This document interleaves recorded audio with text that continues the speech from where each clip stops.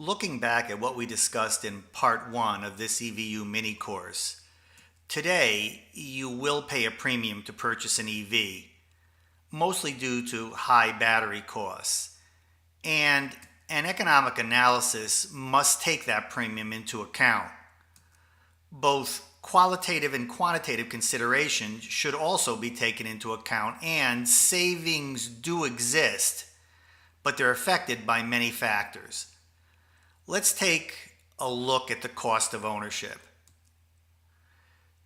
To begin, it's important to understand the cost components that you'll need to evaluate for the cost of ownership of any EV.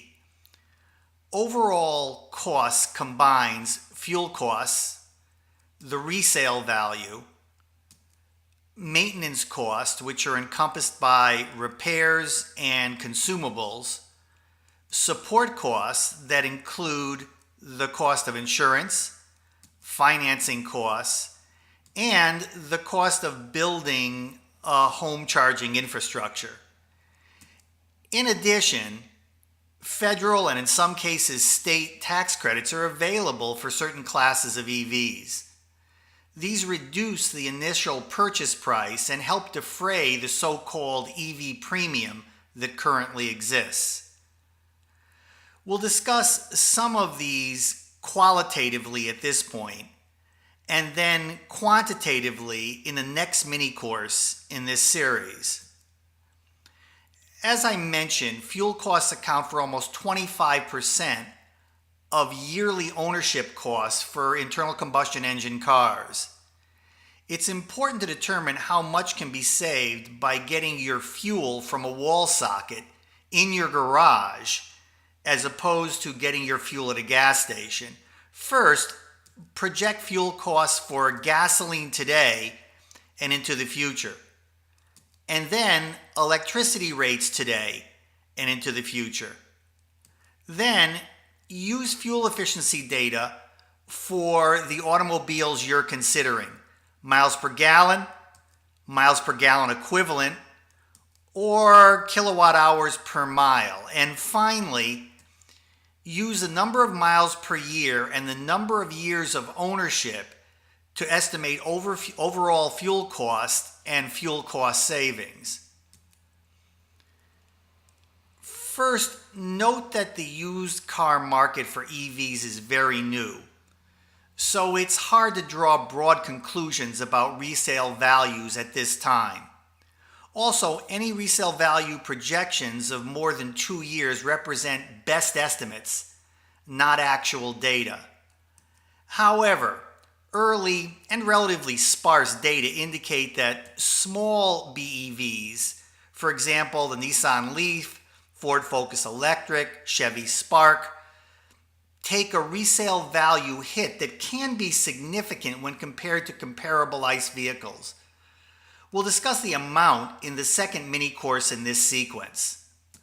Large BEVs, for example the Tesla Model S, seem to depreciate at about the same rate as comparable ICE cars. Although most data for large EVs are anecdotal, at least at this point in time. PHEVs do considerably better than small BEVs, with a resale value differential of only a few percentage points less than a comparable ICE vehicle. So if you're buying a small BEV, a detailed economic assessment should consider the resale value differential in favor of comparable ICE vehicles.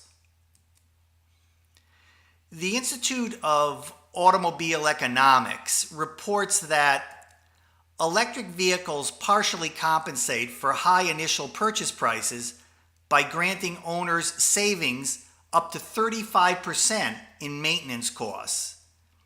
This study was conducted in Europe for cars that traveled only 5,000 miles per year, far below US averages. But it's fair to assume that different miles traveled would increase, not decrease, maintenance costs. The table on the right of your screen illustrates the different maintenance required for ICE vehicles and EVs over 50,000 miles, or about 5 years. Most of the typical maintenance expenses encountered for ICE vehicles simply disappear for EVs. Also note that the relative inconvenience and time associated with auto maintenance visits are reduced considerably. Most EVs require only a yearly service visit, and that's it. You may wonder why we show brake caliper change for ICE cars, but not for EVs. There is much less brake wear for EVs because of regenerative braking. So brake calipers need to be changed infrequently. If you intend to own your EV for many years, battery replacement cost is worth considering in an economic analysis, but it's not as serious as some media hype indicates. BEV batteries can lose as much as 10% of their capacity at 50,000 miles and about 20% at 100,000 miles, assuming the typical number of charging cycles associated with that level of mileage. But a mildly degraded battery still works fine. You get less range, but otherwise your EV keeps operating with no ill effects. It's likely that by the time you might have to replace your battery, say at about 150 or 200,000 miles, costs will likely be in the $100 to $200 per kilowatt hour range, meaning that a large 85 kilowatt hour battery for the Tesla Model S, say, might cost about $8,500 to replace.